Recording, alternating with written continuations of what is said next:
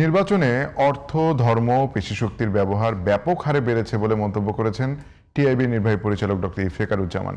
রোববার রাজধানীর ধানমন্ডিতে টিআইবির কার্যালয়ে সংবাদ সম্মেলনে এমন মন্তব্য করেন তিনি।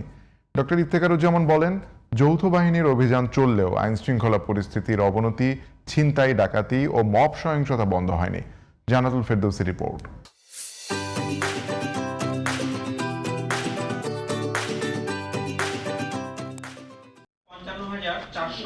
জুলাই গণ অভ্যুত্থানের মাধ্যমে প্রকাশিত রাষ্ট্র সংস্কারের গণ আকাঙ্ক্ষা বাস্তবায়নের পথে নির্বাচন কমিশন ও সরকারের সমন্বয়হীনতা, আইনি বিভ্রান্তি এবং রাজনৈতিক চাপ বড় বাধা হয়ে দাঁড়িয়েছে বলে মনে করছে টিআইবি।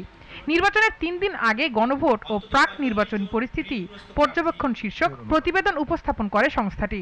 সংসদে নারী প্রতিনিধিত্বের সংখ্যা 100তে বৃদ্ধি এবং পর্যায়ক্রমে কমপক্ষে 33% নারী প্রার্থী মনোনয়ন।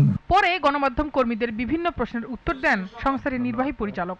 এ সময় জুলাই সনদের আলোকে রাষ্ট্র সংস্কারের পক্ষে স্পষ্টভাবে হ্যাঁ বলার আহ্বান জানিয়েছেন তিনি। জুলাই সনদের পক্ষে, জুলাই সনদ বাস্তবায়িত হোক, সেটা টিআইবি চায়, আমিও চাই। সাম্য, সামাজিক মর্যাদা, ন্যায় বিচার, সামাজিক ন্যায় বিচার নিশ্চিত করে যে রাষ্ট্র কাঠামো তৈরি করার যে উপাদানগুলি অপরিহার্য, সেটি বাস্তবায়ন করতে গেলে জুলাই সনদ আমরা মনে করি গুরুত্বপূর্ণ ভূমিকা রাখবে। সেই কারণে আমরা ভোটের পক্ষে। তিনি আরো বলেন, নির্বাচন সুষ্ঠু করতে সরকারি কর্মচারীরা নিষ্ক্রিয় রয়েছেন।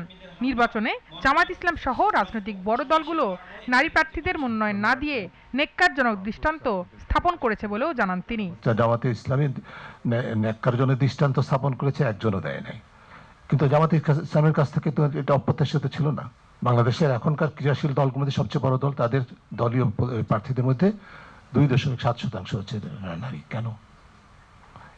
একই প্রশ্নগুলো আমরা সকলের জন্য কেন করব না?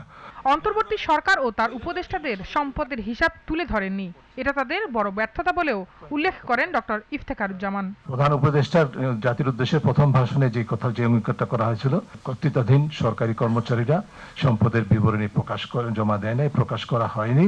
ব্যর্থতা যে লম্বা তালিকা, তার প্রায় শীর্ষে এই বিষয়টি থাকবে চিরদিন। জান্নাতুল ফেরদৌসী, জিটিভি নিউজ, ঢাকা।